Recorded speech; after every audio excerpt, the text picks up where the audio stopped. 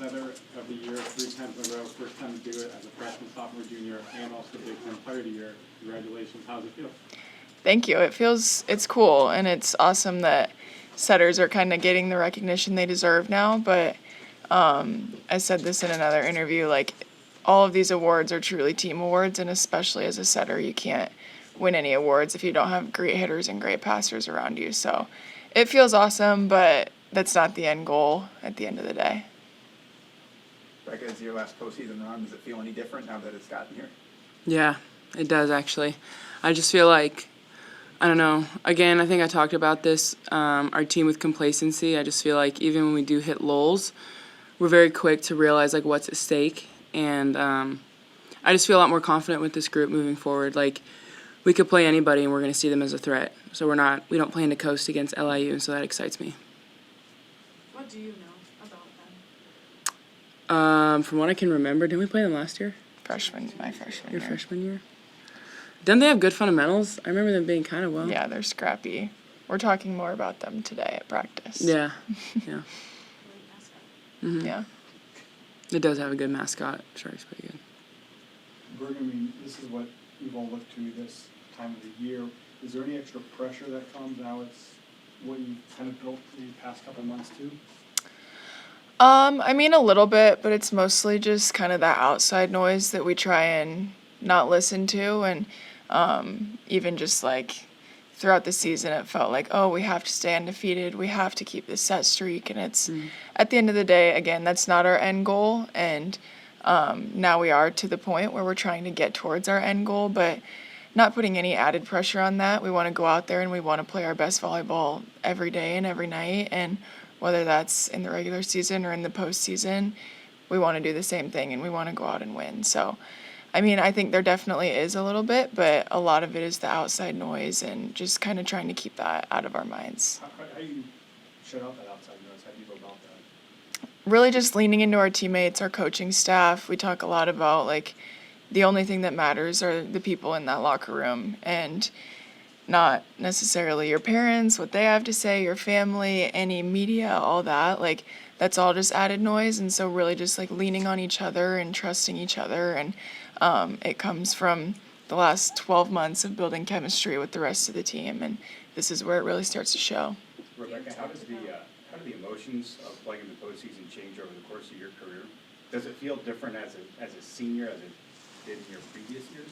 I'd say so. I feel like, I mean, Bergen touched on it, like pressure. I feel like that's always been something that we've struggled with, mostly with putting on ourselves. Like, we've always had expectation, you know, top recruiting class. So, like, expectation is something we're used to, but I think we just, I don't know, it's like, oh, if we don't win the Natty, then the season was a bust. And I feel like, yeah, we've celebrated little things, but I don't know, I feel like this year we've just been really balanced about it. Like, we'll go 30-0, like, oh, that's pretty cool. And then, you know, we'll win Big Ten, like, oh, that's pretty cool. And people take home awards, oh, that's cool. So we can celebrate it, but we're always wanting more. And I feel like, to me, again, that gives me a sense of peace moving forward. This year, both of you have talked about focusing on filling your own buckets. How have you done that this week? Are you doing more or keeping it consistent? What does that look like for you? Yeah, it looks a little different for everyone, but I mean, one of the main things is Dani gave us practice off on Monday and we all went and got pedicures. And we had Sunday off already, so we got 2 days in a row off. We went and lifted on Monday morning, but I think that was really just fulfilling for a lot of us and recharged us and got us ready for this like new season kind of that we talk about where everyone's 0-0. So that's the main thing, and just finding little things throughout your day, whether it's people going and getting a coffee or whatever it is, like just finding anything to kind of keep you going at this point because it can get hard. I like to go line dancing. So I went to Playmore on Sunday, saw all my buddies, and then today I was at the Newman Center. So I do what I can. As a senior, my schedule's pretty light this semester, so it's very important that I like pour into the community away from the gym so that it helps me like separate work and personal life. And so, yeah, Newman Center and Playmore. Rebekah, we haven't talked to you since senior night. What were the emotions like for you? No, terrible, like in the good way. I don't know. I didn't expect to be such a wreck, to be honest. It meant a lot to have my dad, Melvin, in town, as well as my stepmom, Christy, my half-siblings. Like, having everyone there was very special. It was the second time ever seeing me play live, and on top of that, his first ever home game in Devaney, and I really wanted him to come to a home game before I graduated while I was playing. So that was very special, and yeah, just like a lot of gratitude. Like Husker Nation has been so supportive of me on and off the court. I constantly have people coming up to me telling me that they're praying for me and my family. They're still praying for my brother, and that means the world to me and my family, as he's fighting for his dreams right now with the Greensboro Swarm, and it's so cool because, you know, I got to watch him fight for a Division I scholarship through high school, and so, yeah, I don't know, just a lot of gratitude. I know I can come off as, like, this, she knows this, she's played with me for a while, but, like, I can be go-go, but I am kind of a softie at the core about it, and, yeah, it meant a lot to just get a moment to, like, take it all in. It was really cool. Rebekah, can you expand? You mentioned just the calmness and kind of more balanced feeling this team's feeling right now ahead of tomorrow in general, but can you expand more on the collective mindset heading into the tournament? Yeah, I mean, I feel like yesterday was kind of a rough practice, so it's kind of hard to say right now, but in general, I feel like at no point does any of us, we're going into a match like, oh, I hope I fail, right? So, like, at no point are any of us going into this, like, wanting to sell out, but more of, like, I want this so badly, and we know that who's ever on the floor will give everything that they've got, and on top of that, like, we see that in practices, and sometimes it's almost like, okay, just remember just to play. But yeah, I just think a lot of the peace comes from how hard we train. And you were talking about, one of you guys asked about noise. Like, I think a great way to get rid of noise and provide peace is just train so hard. Like, to me, I think a lot of it just comes down to muscle memory. Like, if you practice super hard, games are actually really easy. And I feel like that's exactly what we do as a team. If not, I feel like a couple of us were having to push each other. And I think it's really good, and like that makes me feel good that we can go really hard on sixes this late in the season and still feel good. It's a blessing that everyone's healthy and that we can do that. So I think the peace comes from training really hard. Do you both feel like that's something that maybe was missing last year, that all-out mindset in practice and really difficult training? I'd say so sometimes. Not always on purpose. I think it was just like, you know, it's a long season. Change is hard. There's a lot of distractions, and I don't know, I feel like just depending on the group, everyone needs something different, but I feel like with this group particularly, it's like we push harder, and I feel like that's what works well with this group, if you want to add anything. Morgan, has there been any reaction from setters across the country for you since Tuesday getting that Player of the Year award, and what's the significance for a setter to get that? I mean, yeah, I feel like that's kind of a lot of the talk is like, setters and liberos especially don't necessarily usually get the recognition they deserve, and so it's just cool that obviously I'm not the first to do it, but hopefully that this can keep becoming more and more of a trend, and I know the Justice for Liberos thing is kind of a trend, so I mean, all 6 positions are so important out on the court, and knowing that other people are starting to kind of get their flowers is really cool to be part of. Another person getting a big award this week was Dani, Coach of the Year. Just what have both of you seen from her as players for her that has made her, in your eyes, deserve that?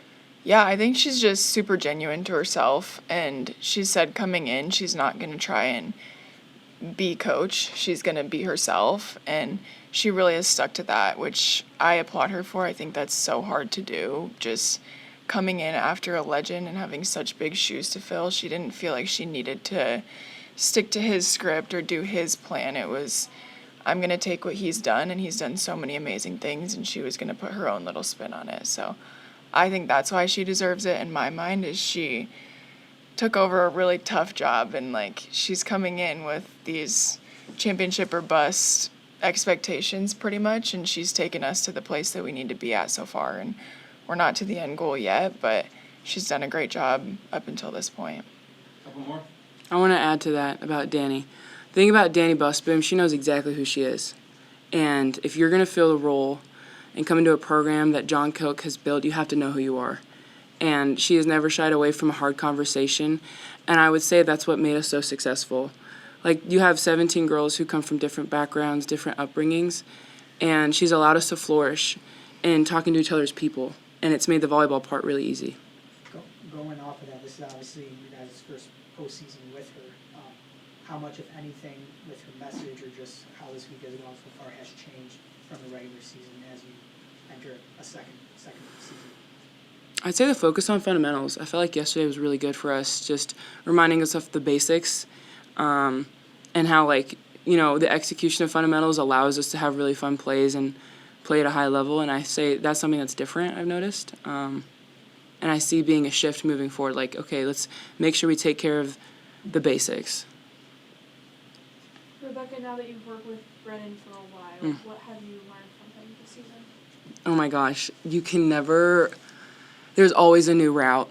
Oh my word, he is constantly throwing like different things, and no matter the opponent, the game, the fatigue, he's like, just keep running different routes, keep mixing it up.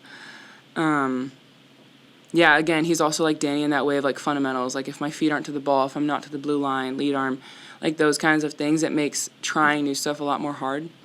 And so with him, it's like you never know, and I love it. Bergen, would you expect the lineup to continue to move as you guys enter the NCAA tournament, or do you think that Dani will maybe kind of lock in on a specific set number of players and just kind of roll with that through the tournament? Dani's going to do what it takes to win. And so whether that's the starters stay the same throughout the tournament because we're all playing great, then she'll keep it at that. But it's not necessarily in like a threatening way, but she's ready to put new people in if someone's struggling. And I think honestly that gives a lot of us a lot of peace. It's not even like a threat of, oh, I made a mistake, so I'm going to get pulled. Like for me, it's just so great to know that every position has at least one, maybe two or three people that can come in and do a great job on the court. And that just helps myself and I think a lot of other people to go out there and play super free and know like it's okay to have off nights because we also have 10 other people on our bench that can go in and just absolutely kill it and win games too. So I don't have an answer for that, but she's going to do what it takes to win, and whatever that is, we all have full trust in her. All right, thank you all. Thank you. you.